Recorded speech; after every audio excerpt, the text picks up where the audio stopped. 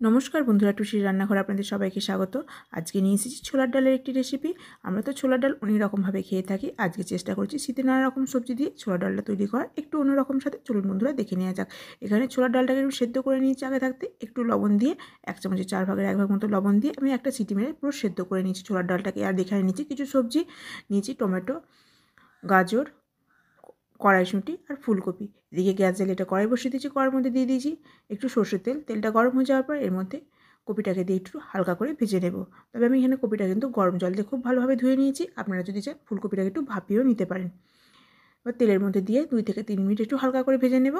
এই যে ভাজা হয়ে গেছে কপিটা, এবার একটা জায়গার মধ্যে নামিয়ে নেব। আমি কিন্তু আর কোনো সবজি ভেজে নেব না। আপনারা চাইলে প্রতিটা সবজি আলাদা আলাদা করে ভেজে নিতে পারেন।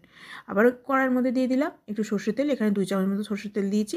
তেলটা হয়ে যাওয়ার পর এর মধ্যে দিয়ে দিলাম 3টে এলাচ, 3টে লবঙ্গ, একটু দারচিনি, 1 চামচের 4 ভাগের 1 ভাগ গোটা জিরে, একটা তেজপাতা, একটা শুকনো লঙ্কা। ফোড়নটাকে দিয়ে খুব ভালোভাবে ভেজে নেব তেলের মধ্যে।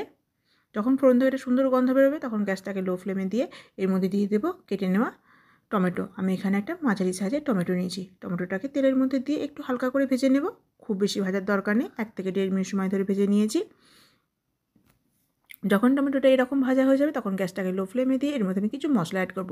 প্রথমেই দেবো 1 চামচ হলুদের গুঁড়ো, 1/2 চামচ ধনের গুঁড়ো, 1 চামচের 4 ভাগের 1 ভাগ জিরের গুঁড়ো, 1 চামচের 4 ভাগের 1 ভাগ লঙ্কার গুঁড়ো, 1 চিমটি হিং। হিংটা কিন্তু অবশ্যই আপনারা দেবেন। আর দেবো এখানে 1 চামচ আদা বাটা।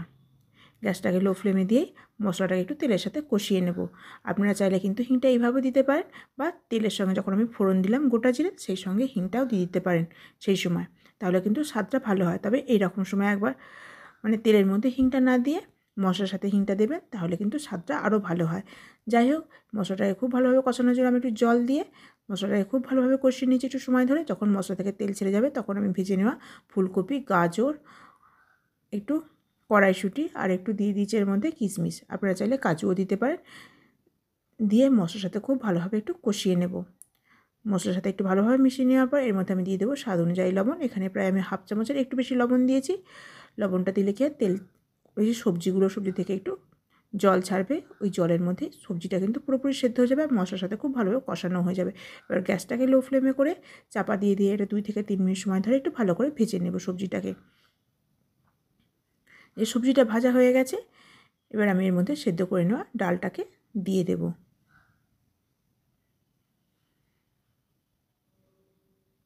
আপনারা চাইলে কিন্তু এর মধ্যে আরেকটা জিনিস দিতে পারেন, সেটা হচ্ছে নারকেল। নারকেলটাকে একটু তেলের মধ্যে ভেজেও এই ডালের মধ্যে দিতে পারেন, এতেও কিন্তু গন্ধটা খুব ভালো আসে। আমি এরকম পরিমাণ মতো জল দিলাম, আপনারা জলটা পরিমাণ মতো বুঝে দেবেন। আবার দিয়ে দিচ্ছি এর মধ্যে মিষ্টি। আমি এখানে 2 চামচ উঁচু উঁচু করে মিষ্টির গুঁড়ো দিলাম। আপনারা মিষ্টিটা আপনাদের পছন্দ অনুযায়ী দেবেন। এবার এটাকে লো ফ্লেমে করে ফুটতে দেবো প্রায় 5 থেকে 6 মিনিট পর্যন্ত। 5 থেকে 6 মিনিট পর পুরোপুরি সবজিগুলো সেদ্ধ হয়ে যাবে আর মশলাটা খুব ভালোভাবে ডালের মধ্যে মিশে যায়। এই সময় লবণ মিষ্টিটা অবশ্যই আপনারা চেক করে নেবেন।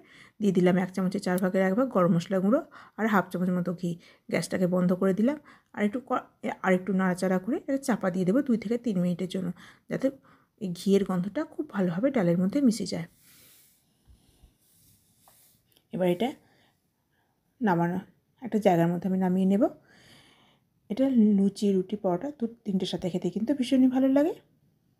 আমি এরকম ঘনত্বে রেখেছি, এটি একটু ঠান্ডা হলে আর একটু ঘন হয়ে যাবে। যদি বন্ধুরা আমার রেসিপি আপনাদের ভালো লেগে থাকে আমার চ্যানেলটিকে সাবস্ক্রাইব করবেন।